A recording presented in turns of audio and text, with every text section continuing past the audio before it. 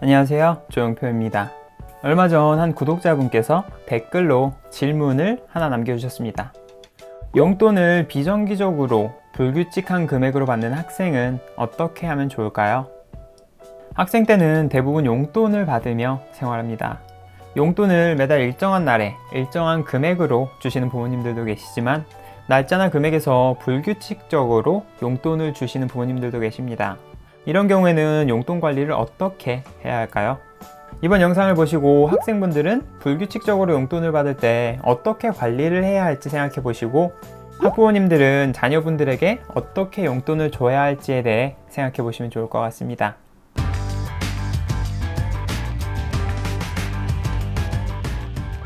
질문을 남겨주신 분은 용돈을 불규칙적으로 받는다고 하셨는데요.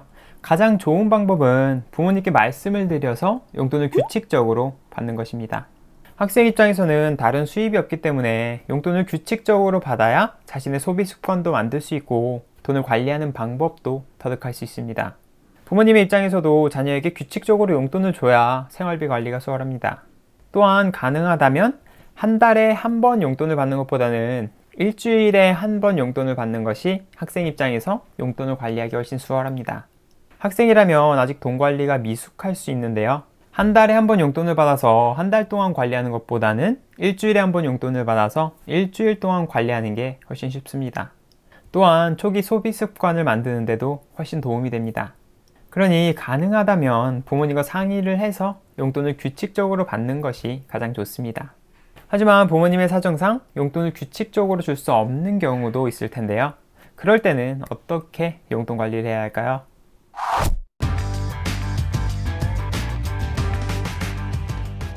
부모님의 사정상 용돈을 매달 규칙적으로 주기 어려운 경우도 있습니다. 그럴 때는 그냥 포기하기보다는 그 상황에 맞는 용돈 관리 방법을 찾아야 합니다. 용돈을 규칙적으로 받을 수 있는 상황이 아니라면 규칙적으로 용돈을 받는 것과 같은 시스템을 만들어야 합니다. 부모님께 용돈을 받을 때마다 무작정 다 쓰기보다는 용돈을 쓰기 시작하는 날과 금액을 스스로 정해서 매달 규칙적으로 용돈을 받는 것과 같은 시스템을 만드는 방법입니다. 학생이라도 나이에 따라, 집안 사정에 따라 용돈의 금액이 다 다를 텐데요. 예를 하나 들어드릴 테니 참고해 보시기 바라겠습니다. A라는 학생이 있습니다. 이 학생은 용돈을 받는 날도 정해져 있지 않고 금액도 일정하지 않습니다. 지난 3월에는 5일에 용돈을 20만원 받았는데 4월에는 10일에 15만원, 6월에는 7일에 20만원을 받았습니다. A는 용돈 관리를 어떻게 해야 할까요? 지금까지 받아온 용돈으로 봤을 때 A는 아무리 적어도 한 달에 10만원 이상은 받는다고 생각했습니다. 그래서 스스로 자신의 용돈은 한 달에 10만원이라고 정합니다. 그리고 용돈을 받는 날짜도 규칙적이지 않으니 스스로 매달 1일을 용돈 받는 날이라고 정했습니다.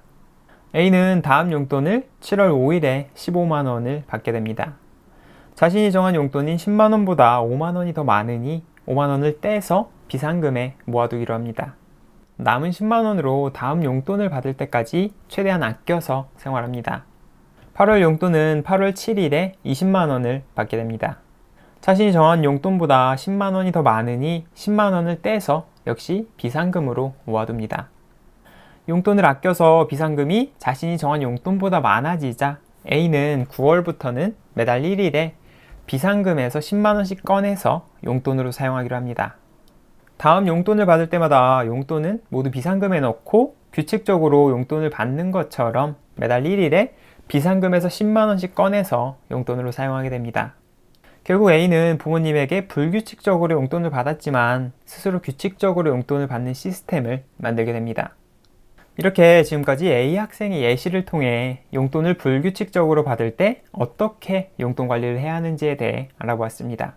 물론 이 방법은 예시이기 때문에 자신의 상황에 맞게 변형을 해서 자신만의 시스템을 만들어야 합니다. 앞에서 말씀드린 것처럼 용돈을 받는 주기가 한 달이 아닌 일주일로 정하는 것도 좋은 방법입니다. 기본적인 방법을 알려드린 것이니 얼마든지 자신에게 맞게 변형해서 활용해 보시기 바라겠습니다. 지금은 이렇게까지 해야 하나 싶을 수 있지만 이런 식으로 자신의 시스템을 만드는 연습을 해본다면 나중에 성인이 되었을 때는 분명히 돈 관리가 훨씬 쉽게 느껴질 거라 생각합니다. 지금까지 용돈을 불규칙적으로 받을 때 용돈 관리를 어떻게 해야 하는지에 대해 알아보았습니다. 댓글을 남겨주신 분께는 제가 답글로 간단하게 답변을 드렸었는데요. 이번 영상을 통해 좀 더 확실한 답변이 되었으면 좋겠습니다. 물론 이 방법이 정답이라는 것은 아닙니다. 그저 참고를 해보시라고 소개해드린 방법인데요. 각자 자신의 상황에 맞는 방법을 찾아서 이번 기회에 자신만의 돈 관리 방법을 만들어 보시기 바라겠습니다. 이제 영상을 마칠까 하는데요. 이번 영상이 도움이 되셨다면 좋아요를, 다음 영상이 궁금하시다면 구독을 눌러주시기 바라겠습니다.